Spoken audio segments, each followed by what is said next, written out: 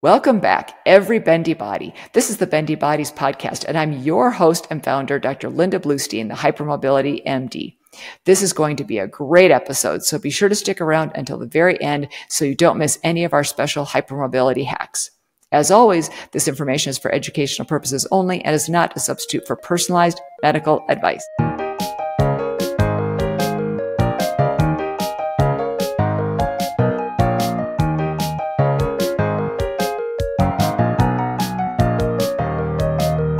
Today, I am so excited to have Professor Tiffany Lee with me. She is an adjunct professor of law at Washington and Lee University School of Law, where she teaches courses on disability law, healthcare law, and bioethics. Her research and publications focus on disability rights law with an emphasis on accessible emergency and disaster response, service dog law, and technology accessibility. Professor Lee lives with hypermobile Ehlers-Danlos syndrome, POTS or postural orthostatic tachycardia syndrome, and chronic migraines. Professor Lee, hello and welcome to Bendy Bodies. Hello, it's great to be here. Thank you. Oh, fantastic. I'm so excited to chat with you. This is such an important topic. Can you start out by telling us what the Americans with Disability Act is? So the Americans with Disabilities Act was the first major federal law in the United States that comprehensively protected the rights of people with disabilities. The main three portions of the act that are usually discussed are the Title I, which covers employment law, Title II, which covers the actions of state and local governments, and then Title III, which covers what are called places of public accommodations, or the types of places you might go every day, like a grocery store or a hotel. Okay, great. And how is disability legally defined? Disability under the Americans with Disabilities Act is any condition that can impair the functioning of yourself in any major life activity. And major life activity is defined very broadly. Everything from the function of your immune system to a mobility disability to mental health concerns to developmental disabilities, anything that would impair something that is a life activity that we would think of as being something we do regularly. Okay. And do you happen to know, under that definition, what percentage of people in the United States, for example, are disabled? I don't off the top of my head, but it is a fairly considerable percentage, generally more than most people would think. Yeah, I would think so. And can you explain what disability benefits are?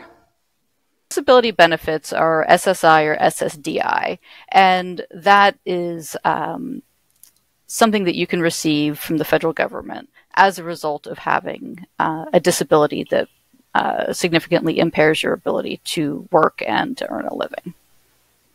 This usually comes also with the provision of Medicare benefits in addition to financial support. Okay. Okay. And what about reasonable accommodations in the workplace? Can you explain what those are? So reasonable accommodations are any modification made to a workplace or to the nature of a job to accommodate somebody's disability. The term reasonable refers to what's reasonable in the context of the employer. So a major employer may have a much higher threshold for what is reasonable. They may need to provide more. Whereas a very small employer, small, family business that doesn't have as many resources may not have to take on accommodations that are beyond their means. It also has to be reasonable in the sense of being reasonable for the job. You have to be able to still complete the basic functions of the job with that accommodation. And then finally, it has to be reasonable in terms of the disability. One important thing with reasonable accommodations is that it doesn't necessarily have to be the individual's preferred accommodation. It just has to be adequate to accommodate them and reasonable in context. Yeah, this is something I think a lot of people really struggle with, and it can be very, very challenging. How can an employee get a sense of whether or not what they're requesting is a reasonable accommodation? So in an ideal situation, determining accommodations is going to be this interactive back and forth process with the employer, where you come to a mutual understanding of what's going to work for the employee and for the employer.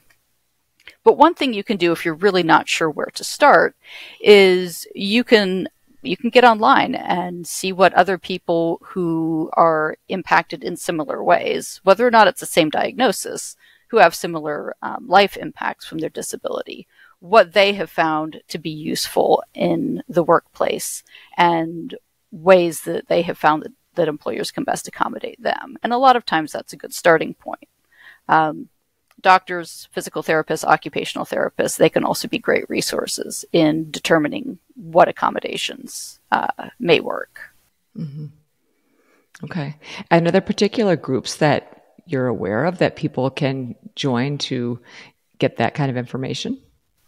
There are a number. There's the American Association of People with Disabilities, which determines, well, it doesn't really determine. It represents the needs of people with a wide variety of disabilities.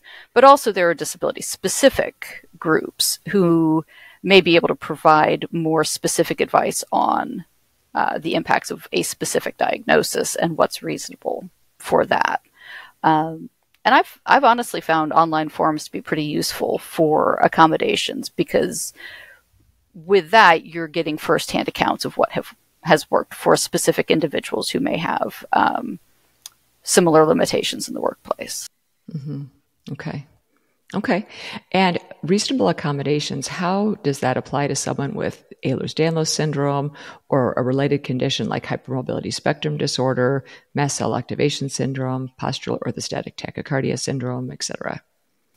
So a reasonable accommodation is not really based on diagnosis. It's based on the individual's functional needs. Mm. So, for example, for me, as somebody with Ehlers-Danlos, I need good seating at a desk.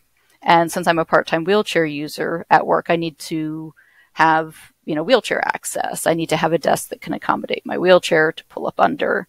I'm very lucky where I teach that things are really quite accessible. In fact, the desk in my classroom actually raises and lowers that can accommodate whatever height you need. For somebody with POTS, for example, sometimes a modified work schedule, if that can be arranged, or partial work from home. I tend to try and arrange my schedule so that I can get home at some point during the day, most days, to rest and to work from home. And that's not possible with all jobs. So sometimes you have to be creative in finding solutions. Yeah, that makes sense. And are you familiar at all with disability law in other countries? Because we have listeners from all over the world. Not in any degree of detail, no. Most countries have some form of disability rights law. The extent of the coverage of that, who it covers, what it covers, and what rights are protected varies pretty considerably. So I would especially note that nothing I say can really be taken to apply specifically to other countries, even other countries with similar legal systems like Canada or the UK. Mm-hmm. Each country does things very differently. Okay. And in terms of accommodations, I know it's quite common for people to request accommodations. For example, if they're a college student, how do they go about getting those accommodations, and how do they determine what's appropriate? So the accommodations process in college usually starts with making contact with the Disability Services department, which can be under a number of different names. But if you call and you ask for disability services, that'll usually get you to the right starting point. And likely you'll be asked to meet with somebody there, and you'll discuss your situation.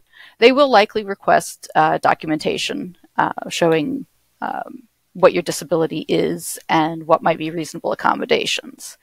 And then, in some ways similar to employment, there should be this interactive process of determining what will allow that individual to best access higher education while maintaining the essential nature of that education. And this can be difficult at some schools. Schools and colleges vary pretty dramatically in how well they work with students with disabilities. And I always recommend that if you are a person with a disability looking at higher education, whether you're coming straight out of high school or you're going back to school, that you talk to other students with disabilities at that particular campus and find out what their experiences are, because it really can make or break the experience of a person with a disability on a campus based on how well disability services handles the accommodations process.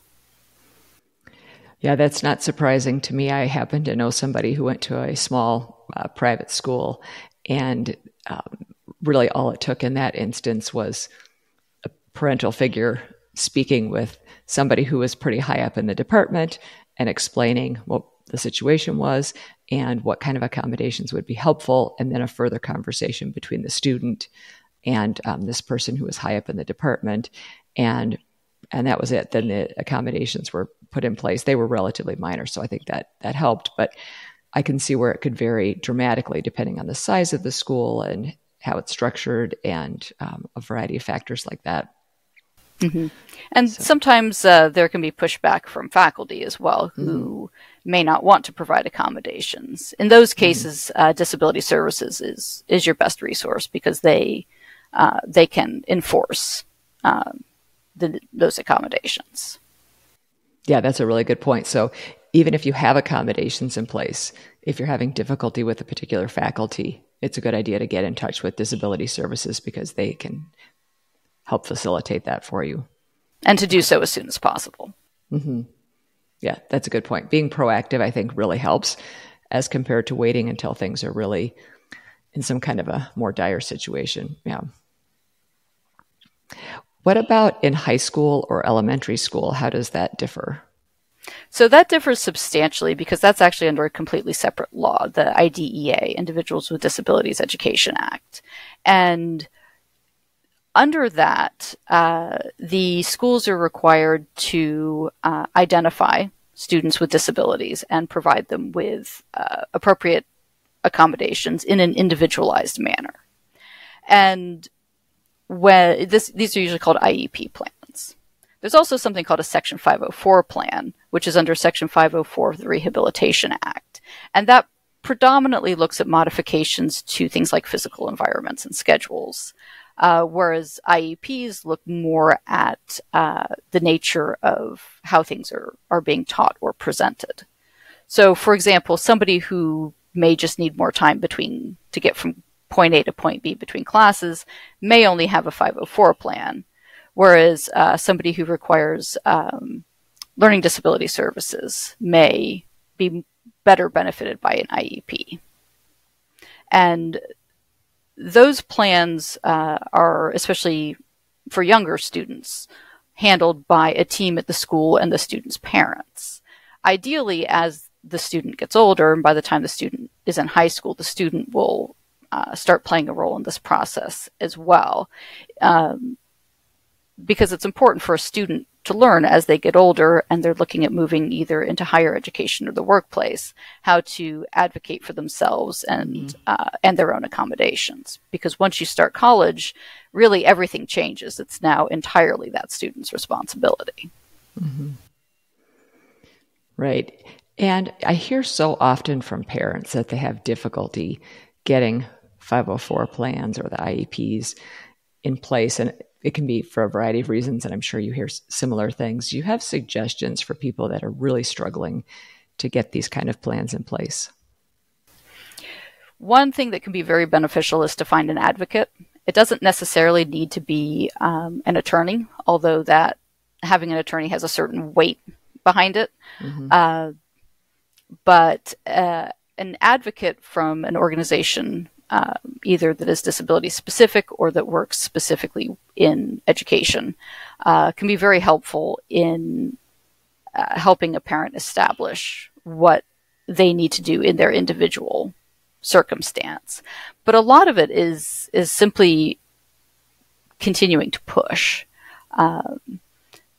unfortunately, I think some schools think that if they make things difficult enough, the parents will stop pushing for those accommodations. And you really can't stop. You really have to continue that push. That said, I do know of many parents who have opted to move or to put their children in private schools because of the difficulties they've had with particular school districts, which is very unfortunate. Wow, that definitely is. And probably for those families, moving is probably quite an ordeal because they obviously have a child that's disabled enough that they're making that choice. So that's got to be really hard. Why do you think the schools do that? I mean, do you have any thoughts about that? Some of it, I think, is simply a lack of education or a lack of knowledge and awareness of people with disabilities. Sometimes it's also funding. Certain accommodations are expensive to provide, such as a one-on-one aid. And while it's expensive, it is still the school's responsibility to do so. However, I think there is some reluctance due to the expense. And of course, a lot of public schools aren't working with a very large budget. And as budgets get cut, services tend to get cut as well. With that said, that doesn't remove their obligation under the law to provide these services. But I do think that plays a large role. Okay. And we had some really great questions from people on social media when I shared that I was going to be speaking with you, and I'd love to share some of those questions with you. The first one was, how much should you share about your disabilities with employers if you're applying for universities and that kind of thing? So there are two schools of thought, especially with employers. I tend to be of the school of thought of share the minimum that you can possibly share. Which in the application process, usually until you get to an interview, is nothing. You're under no obligation to disclose anything about your disability or medical condition. Now, if you have a disability that is visibly obvious, of course, if there's an in-person interview, that will become apparent. But you're under no obligation to answer any questions about your disability. And they really shouldn't be asking about it either during the application and interview process. Really, the only thing they can ask is, can you do this job with or without reasonable accommodations? And the only thing you need to say to that, assuming you can, is yes. Once you have an offer, that's where the accommodations process and this interactive process of determining appropriate accommodation should start. Some people are more comfortable disclosing ahead of time because they want to find out for themselves early on how willing that employer is going to be to work with them. And they may choose not to proceed in the application process if they think that the employer is not going to work with them. With college and university applications, a lot of times we see students talking about this in their personal essays. And I don't think there's anything wrong with that. I wouldn't discourage that. How much you want to disclose, I think, is in that situation is just very personal. That, of course, Disability Services is not going to see that, and so I wouldn't imagine that would negatively impact accommodations later on. But again, there is always the possibility of discrimination, and that's something that you have to keep in mind when deciding how much you want to disclose. I think it could also be hard, at least as you're talking about this, and I'm thinking about various different jobs that I've had and things that I hear from different people, that it perhaps could be difficult to figure out how well you'll be able to perform the job with and without accommodations. Is that something that you see as well? Yeah, it can be hard because sometimes if you haven't worked in that field before, especially, you may not know what works for you and what doesn't. And in fact, I know somebody who's in that situation right now. Now, if you reasonably believe that you can do it with accommodations, then you should say yes. There is always the chance that it won't work out, that you'll get on the job, that the accommodations you thought would help won't, and you'll be back to square one looking for another job. But I would say that as long as in good faith, you believe that you can do that with those accommodations, that it's appropriate to say, yes, I can do this. And again, that's something that, an occupational therapist may be able to help you determine. That's a good point about the occupational therapist, because I can also see where it could be challenging if you end up in a job that was not a good fit, and then it's a relatively short-term situation. Do you have to, let's say it's, you have like 2 jobs in a row that are relatively short-term. Do you have to disclose those? Do you have to include those on your resume or if you're applying for another job? Because I feel like that could be perhaps taken against you. You really don't have to. I mean, what you choose to include on your resume is entirely up to you. And if it was something very short term, then it may not be worth putting on your resume. At the same time, if there's gaps in your resume, that may be something you'll be asked to explain during the interview. So I would be prepared for that. Sure. Okay. That's super helpful. And what about getting a service dog? What advice do you have about that? So I actually had a service dog for many years. I don't at the moment. There's really 3 ways you can get a service dog. You can do sort of the traditional way and go through a service dog school, an established program. You can work with a private trainer, or you can train a dog yourself. I went the self-training route because at the time, and this was quite a while ago, they really weren't training dogs for what I needed at that point in schools. But I had a background in animal training. And I think the self-training method can be very difficult if you don't have some background in that. Not impossible, but I think a lot of times it's harder than most people realize. When you work with schools, my main caution that I give people is if a school requires you to fundraise for them, which is different than paying a fee for a dog. If they require you to fundraise for their organization a certain amount to get your dog, keep in mind that if the relationship between you and that organization, which is presumably would be a nonprofit if you're fundraising, if that relationship breaks down, that money does not come back to you because that was a donation to a nonprofit. So that's theirs. And that money is then gone as far as your ability to get a dog. So I do caution people that when they work with schools who have that model, and quite a few do, to remember that they're not paying for a service dog for themselves or asking people to contribute towards paying for a service dog. They are simply making a donation to an organization, and that does not guarantee at the end of the day that they will receive a service dog. It's also very important to read reviews of service dog schools. Unfortunately, as service dogs have gotten more common, more and more fraudulent schools have appeared who either take people's money and provide nothing, or they take people's money and provide an untrained or minimally inadequately trained animal. So it's important to read reviews and to talk to people who have worked with that organization before. And if an organization is reluctant to put you in touch with any of their current handlers, that's a red flag. That's really fascinating. I had no idea that there were organizations like that. So is there no kind of parent organization that regulates that industry, or? Not really. There are some voluntary organizations like Assistance Dogs International that schools can choose to be certified through, but that's not required, and many very good service dog schools are not. So while there are those things in place, there is really no overarching regulation of service dog schools. The one small exception to that is that in California, there are regulations that apply to guide dog schools, but not to other service dog schools. So in some instances, you're required to fundraise for that organization, but that money does not go towards your dog specifically or anything like that.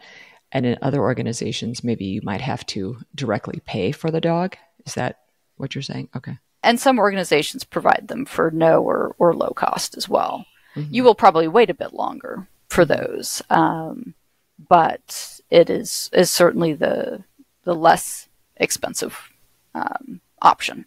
And I would say that's less expensive than training your own, because my experience was that there are a lot of unanticipated expenses that come with training your own dog as well. Not trying to discourage that, but it is usually harder than most people think.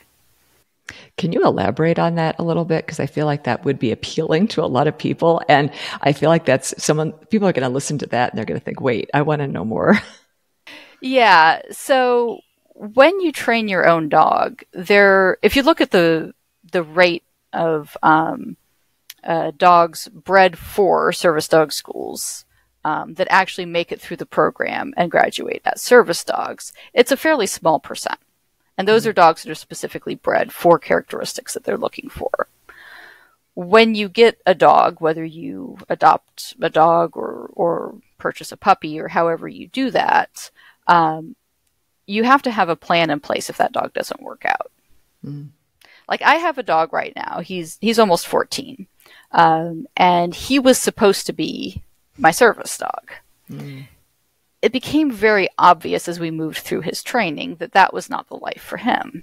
The life for him was, sitting on the couch in the sun and not working. And if a dog is not motivated to work, is not interested in working, they won't work well. And so you have to have a contingency plan, really. What are you going to do with that dog if it doesn't work out? And that can be, obviously, getting a dog can be an expense, especially if you're purchasing a dog from a breeder. Or even these days, adoption fees can be quite significant from reputable rescues. And then it's a lot of time. And if you work full time, that's very difficult.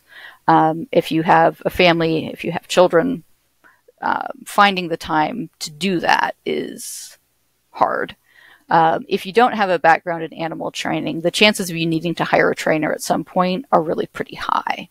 And that is usually quite expensive as well.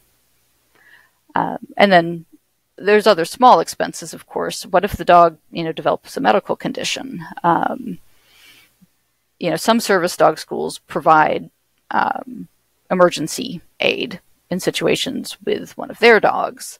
But if it's your dog that you're training yourself, that's entirely on you. And so there are a lot of complications that you have to think through.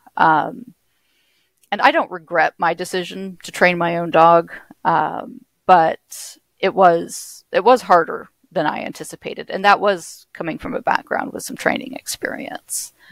It is definitely difficult, because even if you've trained a pet, training a dog to the level of being a working dog is very different, because you have to have a dog that's essentially bomb-proof in public, and that can focus and that can perform their job with a massive amount of distractions and small children running up and grabbing them, and construction noise and motorcycles going by, other dogs that might not be friendly. There's really a lot that goes into that training. Wow. And if you get a dog from an organization, when you actually receive that dog, is most of that training already done? So they already can avoid those distractions and that kind of thing? Or do they still need a fair bit of training after that? So most of that training should already be done, but that training does have to be maintained. So training never really stops. But the fundamentals should be there. The dog should be safe to use in public, should be able to focus and not get overly distracted. But there is ongoing work. And if you get a dog from a school, usually they will train you to train the dog and to keep up their skills as necessary. And a lot of times that means going to the training center where the dogs are trained for sometimes even 2 to 3 weeks. Sometimes they'll send a trainer and the dog to your home. But it does take some time to do that. But usually they do a fairly good job of making sure that those basic skills, what are called public access skills. In other words, what a dog needs to do to be a good citizen in public, along with whatever tasks they're trained to do, have already been well established through training. And if you're training the dog yourself, how do you know at what point? Well, I guess how do you know how to train them, I guess, first of all, and then at what point they've completed their training? How does that work? So I'm going to answer the second part of that first, I think. Okay. When they've completed their training, a couple of things, really.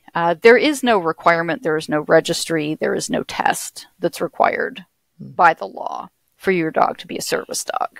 Your service dog has to meet a couple of basic criteria to be covered by the ADA. One is that it has to perform tasks or do work related to the person's disability. And that is the fundamental test of a service dog versus a pet or an emotional support animal or a therapy dog. And that is the task or work training. There's also a number of different public access tests that you can find online that give pretty much a checklist of what your dog needs to be able to do in public to be adequately well-mannered to work in a public environment. And those are not required by law, but they are a good kind of minimum standard that you should be aiming for. And I do want to emphasize minimum standard. In most cases, you'll want to go beyond that. And it's not always fun to have a dog with you everywhere you go. People think it'll be great, but it's sort of like having a 3-year-old with you everywhere you go. A useful 3-year-old, but still a 3-year-old. That's really interesting. So, because in addition to your own needs, now you have to worry about the needs of the animal that's with you. Mm-hmm. Sure. And how would somebody find basically how to do this training and or how to hire somebody to help them with that training? So doing it yourself, there are programs online that you can look at that cover dog training. Personally, I'm a positive reinforcement trainer. So I follow that methodology in all the training I do. And really good fundamental dog training skills apply regardless of if you're training a service dog or any other type of dog. So good training is good training. And as far as hiring a trainer, I look for the same things. I look for a trainer that has a similar philosophy of training to mine, methods that I'm comfortable with. I'm going to want to talk to some clients to see what their experiences have been. And if they're a good trainer, I may not be particularly concerned about whether or not they've worked with a service dog before, because again, good training is good training. And most trainers, I think in most cases, are going to be able to figure out how to teach or how to teach you to teach the necessary service dog skills. In some cases with alert dogs, though, you may want to work with a trainer specifically that has worked with that, because that is a little bit beyond teaching sort of mechanical skills, like helping with balance or things like that. Okay, now, so the first thing I was thinking when you said that is, can you describe what alert dogs are? So alert dogs are dogs that alert to the either the presence or the impending presence of a medical condition. I think the most commonly known are probably seizure alert dogs. Mm-hmm. And those are dogs who can detect seizures before they happen. Whether or not that's something that can be trained has been debated. Some dogs have the ability to do that. There are people who claim that can be trained. But there's been some debate about whether or not that can actually be taught or if that's somehow innate. Diabetic alert dogs are also fairly common. They alert to high or low blood sugar readings. You have to be very careful with trainers who claim to be able to provide that. A lot of the fraudulent schools that have been the subject of lawsuits have been for alert dogs. And more often now, I'm seeing people who are having good luck with POTS alert dogs who alert to sudden increases in heart rate, and can then alert the handler that they need to take steps to avoid passing out. That's just amazing to me that dogs can sense impending seizure, high and low blood sugar, and that changes in heart rate. That's really incredible. Yeah, it is. I mean, I none of my dogs have ever really kind of picked up my heart rate changes, but it's amazing what some dogs can do. I've witnessed personally service alert dogs. At least there's one specific example where the person's service dog literally saved her life. And I was at a conference, and she was laying on the floor, and at first you could see her eyes were open, and she was just laying there kind of calmly, and the dog was right next to her, also calm. And then all of a sudden the dog started barking, and she had stopped breathing. And they asked, is there a doctor? It was a medical conference, but I was the only one who responded. Now I'm an anesthesiologist, so it was also appropriate for me to be helping manage this person's airway. It was an EDS conference, actually. And so it was so interesting to me that this dog really could detect when obviously I don't know exactly the time frame of when she stopped breathing versus when the dog started barking, but she was able to be resuscitated and everything, and she was fine. But it's really an amazing situation. Mm-hmm. And good thing you were there as well. Turns out it was. Yes. Yes, for sure. So I want to move on to a slightly different topic in terms of people really struggling with getting disability, or working with, for example, one of the questions that was asked, how does someone advocate for themselves with unresponsive disability lawyers? And I have actually seen this. I have patients that have asked me to fill out disability paperwork, and they'll tell me that they've just really struggled to get the attention that they need. And do you have any thoughts about that? Personally, when I come across an unresponsive lawyer, my first step is usually to switch lawyers. Because I've found that unresponsive lawyers tend to stay unresponsive lawyers. That said, I know that's not an option everybody always has. If you're having trouble reaching the lawyer, reach out to, if they have a paralegal or legal assistant or a secretary. I would reach out to those people, because a lot of times they may be able to get the attention of the attorney better than you might be able to. But definitely don't give up. You don't necessarily want to be calling them 2 or 3 times a day, but if you're not hearing back, you do need to continue to reach out regularly, because they should not be ignoring you. That's really something that would be considered very unprofessional. Sure. But it's unfortunately sometimes it's very hard to get a response. My best luck has been with reaching out to paralegals and legal assistants. Sure. Okay. And what if somebody gets denied disability benefits the first time around? So that's pretty common. You should almost go into the process assuming you're going to get denied and planning to appeal. So the first thing you can do is request reconsideration. If that does not result in a positive outcome, you'll want to request a hearing. And these hearings are with what's called an administrative law judge. And these are judges not in the regular courts, but that work with agencies like Social Security to help determine these cases. Your chances in a hearing are definitely better if you have an attorney or a professional advocate. I know that's not possible for a lot of people who are applying for disability for financial reasons. But sometimes you can find an advocate who may work on a sliding scale or pro bono basis. And if you can find somebody, that's a good idea. Beyond the hearing level, there are additional appeal steps you can take. But at this point, we're starting to talk about years. So it's very important when you start out that you have all of the paperwork that you need when you file for reconsideration or an appeal, that you provide as much supporting documentation as possible, because that will definitely improve your chances. And really, the previously denied cases that get approved on appeal during the disability hearing, it depends a little bit on the state, but is usually somewhere around 50%. So it's certainly worth taking that step and going to a hearing. I had a patient not too long ago who went to the hearing process and did get approved after the hearing and did get retroactive payments. Is that a common thing? Yes, retroactive payments are pretty much always given to the time of the original filing.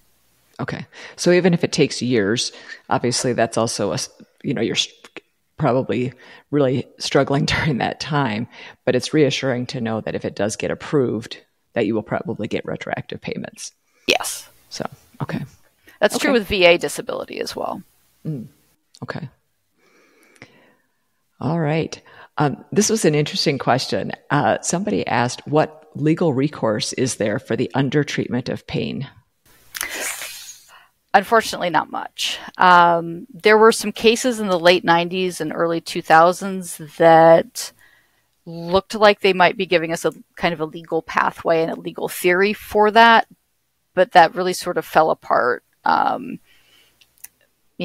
about 2005. And really, we're not seeing any success with legal cases for undertreatment of pain. It's very difficult to show that that is malpractice, especially with the opioid epidemic.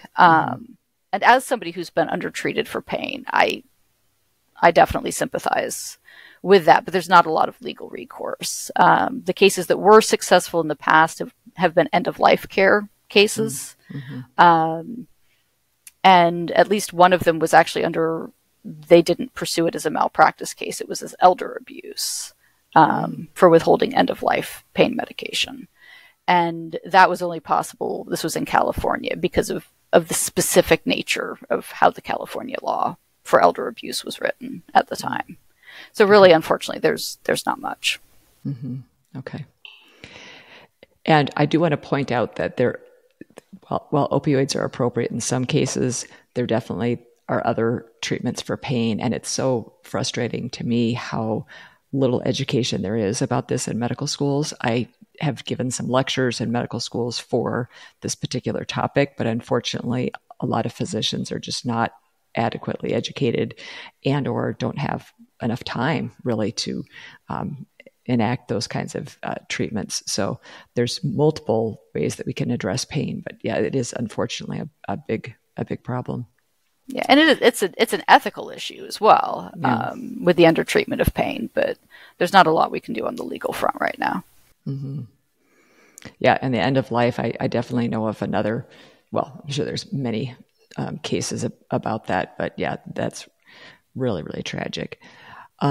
What about, somebody asked about what are the best possible accommodations for productivity standards? So that's really going to depend on the nature of the job and the nature of the individual's needs, unfortunately. I can't really give a lot of specifics in that regard. Again, I would recommend talking to occupational therapy and physical therapy and seeing what's going to work best in that individual case. Okay. But yeah, that tends to be very situation specific. Okay. All right. And what about if somebody has medical records that contain inaccuracies or they feel like they've been gaslit through their medical records? Are there things that they can do? There are. You do have a right to request an amendment of your medical records. This is actually part of HIPAA, which people think about mostly for privacy, but it impacts your control of your medical record as well. Usually what you do is you'll let them know. Sometimes there's a form available depending on who is maintaining those records, that you have a disagreement with that record. And they are required to investigate that and to get back to you with their determination. Now, if they determine that in in their opinion, that it's correct, you can request to have your letter disagreeing with it put in your medical record and attached to that specific record, so that in the future, if somebody is looking at those records, they can see that you raised an objection to what was stated in your record. And unfortunately, my experience has been that a lot of times you don't end up getting things changed. But it's always good to at least have that note in there that that indicates that you expressed disagreement with that. But you do have a right to request that. Mm-hmm. Okay. And if they do agree and do change it, do you know how that works? They should change the record, amend the record to whatever is appropriate. Mm-hmm. Okay. All right. And then another one of the questions was, how can someone get insurance to cover, in quotes, zebra things? Yeah, I know that can be difficult. The more documentation you have, the better for whatever you're requesting. And having your doctor strongly on your side for whatever that request is will be very helpful as well. If something is denied by insurance, you do have the right to request an additional review of that. One important thing, though, is to find out why they declined it, so that you know actually what you're trying to do when you appeal. And it's one thing that can be difficult when you're putting together an appeal letter is to stay objective, because obviously this is something that is very, very personal to people, and can be very emotional, because this is something you need to live your life. And so have somebody read over that appeals letter before you send it. Have as much factual evidence as you can, as much documentation as you can. You can request internal reviews. Usually there's 2 levels of that for most insurance, and this includes Medicare, Medicaid. And then most times you can also request an external review, somebody not affiliated with the insurance company to review that. Oh. How that works will, to some extent, depend on your state, though. So what your rights are at that point. Okay. But there are definitely ways to appeal and request consideration. It doesn't always work. It's worth trying again later if you can get more documentation or more evidence supporting what you're requesting. So if you're denied once, and you can find something additional to support it, it's certainly worth trying again. Okay. And how do you know that it's time to get an accommodation like a mobility aid or apply for disability?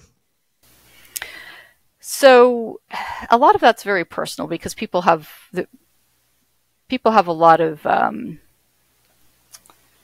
emotional responses to using mobility aids. I started using a wheelchair part-time it's been about 10 years ago now.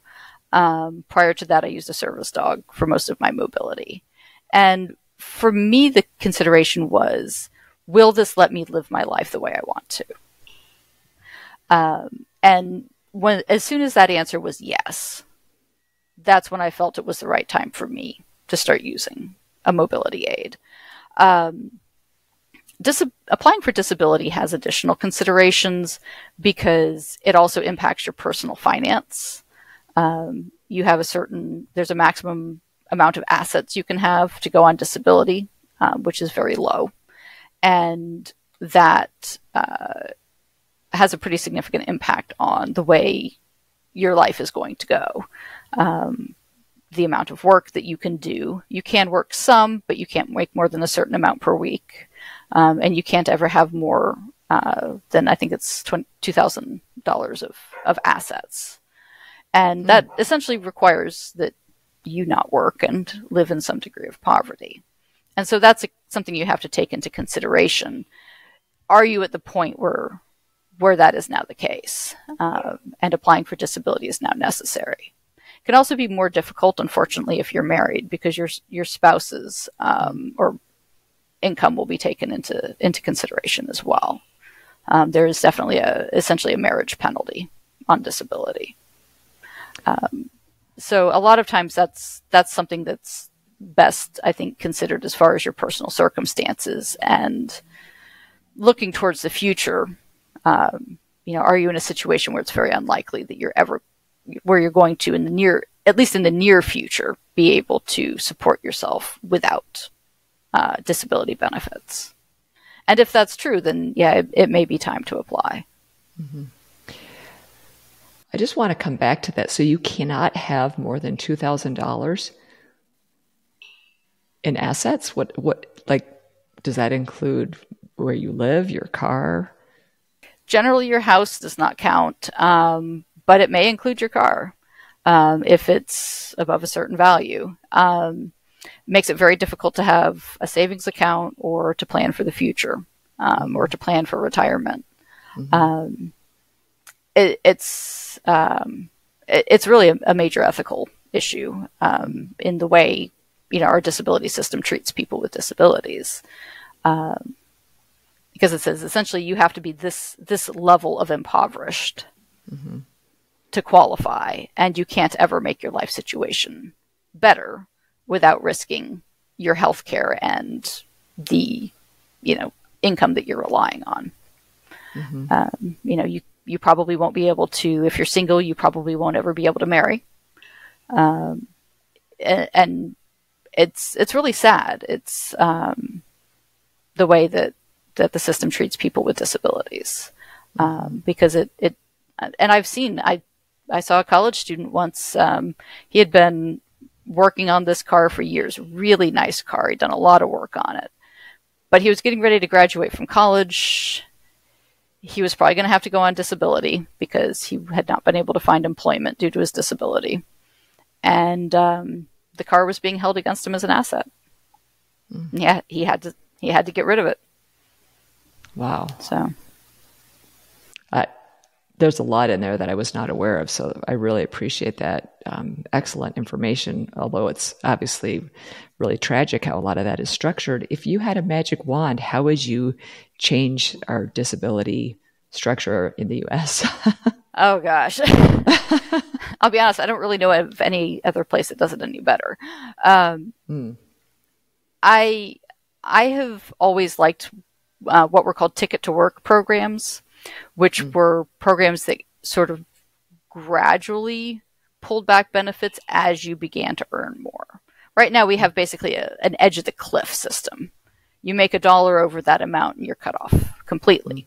Mm-hmm. And especially for somebody who requires a lot of medical assistance and they're using Medicare, maybe they need personal care attendants or, other sort of higher cost medical services. Suddenly cutting them off from Medicare if they're not working enough to have benefits, it essentially prevents them from working because they can't risk those benefits. Mm-hmm. So even if they could be, progressing into employment and making progress, they're forced not to because they don't have any way of sort of tapering off of disability benefits as they improve their earning capability and their ability to pay for their health care themselves. Because a lot of times, if you're starting back into the workforce and you're having to do so gradually, you're going to start out part-time and probably without benefits. Mm-hmm. Wow. So I like that description of edge of the cliff versus, did you call it ticket to work? That was actually the name of a program that that was put in place for, unfortunately, a limited period of time. Mm-hmm. And the idea was to encourage people to go back into the workforce to the extent they were able, without having to risk all of their benefits if they reached a certain point. Which I think is important because I think so often we can get meaning from our work and so many other valuable things. We feel like if we have purpose and things like that, but now that you've described it that way, that's really, I can understand what a struggle that would be for people. And like you said, if you make $1 more to lose your health insurance and to lose your disability payments would be obviously hugely impactful on your life.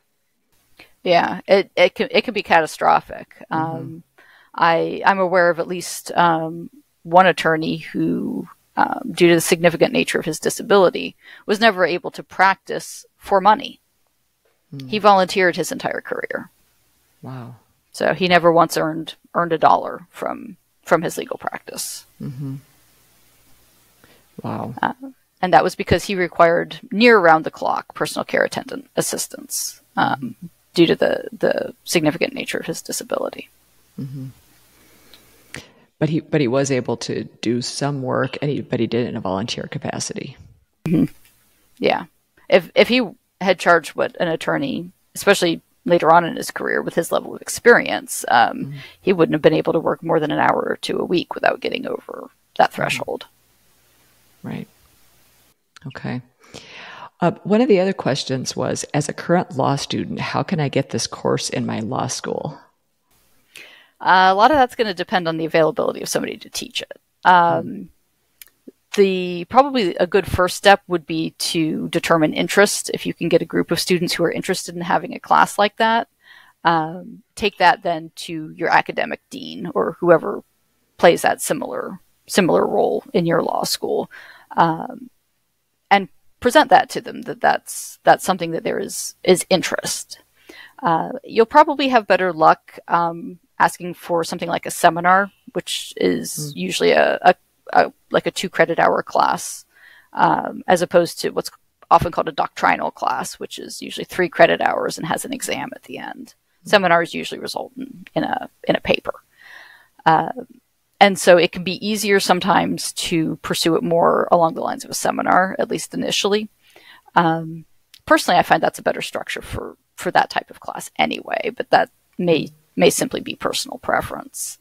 But a lot of it comes down to being able to find somebody who is willing to teach it in your area. Because a lot of times they will be, like me, they'll be an adjunct and not a full-time professor. If you have somebody that teaches healthcare law, though, you may approach them to see if that's something that they would be willing to teach if you could get enough interest together. Because there does tend to be quite a bit of crossover in teaching between those two topics. Okay. And we're down to the last couple of questions here. One question was, do you believe hypermobile EDS is a progressively disabling condition? That seems a little bit more like a medical question. Yeah, I originally, and I will actually address this question on an AMA episode, Ask Me Anything episode, so I will provide my own answer on a separate podcast, but I was curious if you had any thoughts. Personally, I can really only speak from my personal experience and the experience of friends of mine who also have EDS. I have found that my injuries accumulate. I don't know that my hypermobility is necessarily progressively worse, but the number of injuries I've acquired over time has increased some of my limitations, and some of the problems that I've had with my joints. And I know that's also been true for a few of my friends, that as they have done things that have resulted in injuries, those injuries themselves have caused additional symptoms and limitations. So in that sense, I think it's at least cumulative, if not strictly progressive. Okay. And the last of the social media questions, I know we talked about before we started recording that this could be an entire episode, and perhaps we will, if there's enough interest, actually, it would be great for people to give us feedback on this if they think this would be very beneficial. What makes disaster and emergency response accessible? So there are a lot of things that go into this. The most important thing is for people's functional and access needs to be met. So that includes things like transportation availability in the case of a mandatory evacuation, because not everybody can drive. And that's not just people with disabilities either. It's could include other people who simply don't have access to a vehicle. It includes accessible communications, so things presented in audio and visual and sign language format. It includes shelters, emergency shelters that are accessible and not segregated. In other words, people with disabilities should not all be sent to one specific shelter that is only for people with disabilities, because you should not be separating them from their families. They should be served adequately in any emergency shelter, just like anybody else would be.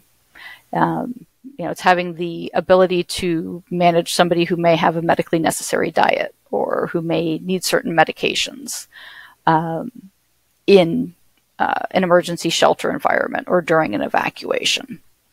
It's things like, do you have provisions to care for service dogs during an emergency? Most people will not evacuate without their pets, much less without their service animals. And there's so much that goes into doing this well. And there have been 2 major lawsuits about this, one in New York about Hurricane Sandy, and then one in LA that have looked at the fairly overwhelming failures of local government entities and emergency response organizations at considering the needs of people with disabilities, and kind of making that a last minute, oh wait, we should probably have done something. And as a result, people with disabilities do tend to be disproportionately negatively impacted by both naturally and man-made disasters. But there are simple things too. A lot of times people with disabilities aren't included in fire drills. They're just told to wait because it's just a drill. But if you never practice, you won't know how to do it when it's real. And this is true in the educational system as well, that children won't be included in various drills, and then sometimes may then be left during an actual emergency because nobody's ever practiced what to do.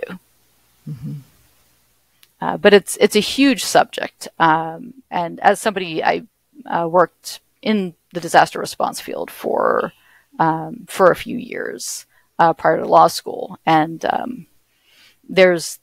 we've come a long way, but there's a long way to go on making it acceptable to and accessible to people with functional and access needs.